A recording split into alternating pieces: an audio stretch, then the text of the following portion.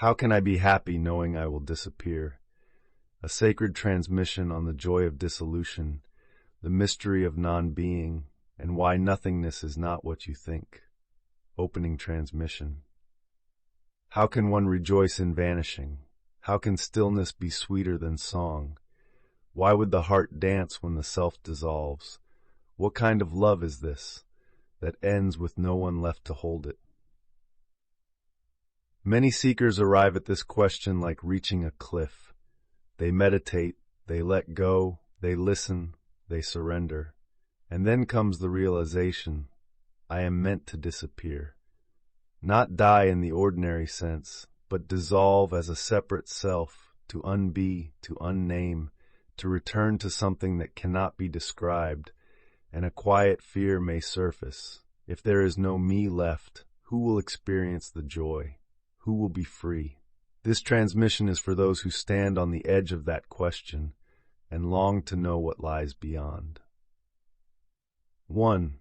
The fear of disappearance is not your fear. Let us begin gently, with a subtle but liberating truth. The fear of not existing is not the voice of your deepest being. It is the voice of the mind. The constructed identity, what you call me, has one prime directive, to remain intact. And yet this me is not a constant presence. It is a bundle of memories, reactions, hopes, preferences, a flickering story that appears and disappears when you are fully present, in love, in silence, in awe. The story vanishes, and you do not mind. So who is afraid of non-being? Only the imagined one who believes they are separate from life, the self-image that has confused itself for the self. But awareness itself is never afraid. It is not in danger of disappearing. It is disappearance. And when the mind's resistance softens, even for a moment, a strange peace emerges, not the peace of comfort, but the peace of truth. 2. You already experience this disappearance every day. Consider this. Every night in deep sleep, you vanish. No thoughts, no name, no memories, no ego. And yet, when you wake, you say, I slept well. Who was there to know the peace of sleep? Not the thinker, not the doer, but consciousness itself. That which remains even when all else is gone. The joy of deep sleep is the joy of absence. The happiness of nothing needing to be held, explained, or defined. The yogis point to this and say, this is your true nature. Unconditioned awareness, untouched by story. So you already return to non-being every night, and not only do you survive it, you need it. The fear of disappearing is the dream's fear of waking up. 3. What is meant by nothingness? Here is where clarity is essential. When sages speak of dissolving into nothingness, they do not mean a cold, bleak void.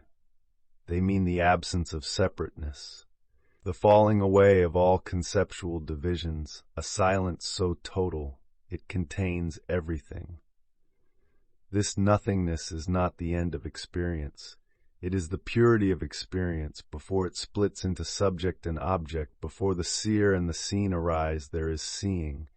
Before the lover and the beloved, there is loving. Before the I and the other, there is only presence. So when you dissolve, you do not vanish like a flame going out.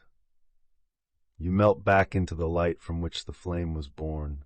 It is not death, it is union. For bliss is not an emotion, it is what remains when you're gone. We often think of happiness as a feeling the ego has. But in the deepest teachings, bliss is not a wave in the mind. It is the ocean beneath all waves. When the sense of a separate self drops away, even momentarily, there is not coldness, but warmth. Not emptiness in the depressing sense, but an overflow of still joy. Why? Because suffering depends on separation. Only a me can feel lack. Only a me can fear future or regret past. But when that me dissolves into the field, what's left is peace. Not your peace, but peace itself, being itself. This is not theoretical. it is direct. It happens in deep meditation, in still absorption, in sacred silence. And when it does, you smile, not because you gained something, but because there was nothing left to resist. 5. The illusion of gain and loss ends. The ego asks, if I dissolve, don't I lose everything?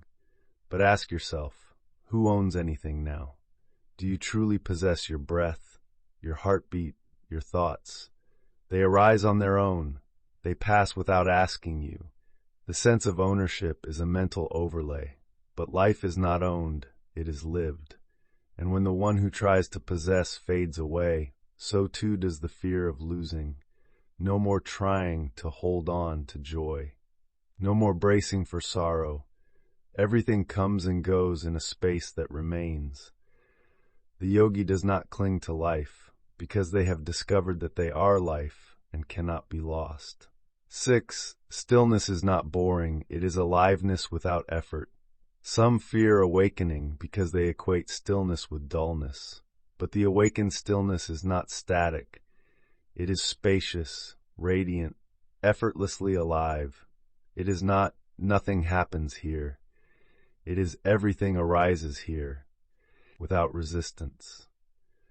The laughter of a child, the sound of wind in leaves, the flicker of sunlight on water, all of it becomes vibrant, not because the ego is enjoying it, but because you have vanished into the seeing itself. Presence becomes luminous, not busy or dramatic, but subtly ecstatic. This is why true sages smile without reason, why they walk slowly, speak softly, and radiate joy even in silence. They have unbecome, and in that unbecoming, they have become whole. 7. Letting go is not a loss, it's a return. You are not dissolving into something foreign. You are returning to what you've always been. The wave fears the ocean until it remembers it was never separate. The ego fears the field until it melts into love without boundary. This is why awakening is described as remembrance, not a discovery of something new, but a return to what has always been true. The joy does not come after disappearance. It is disappearance.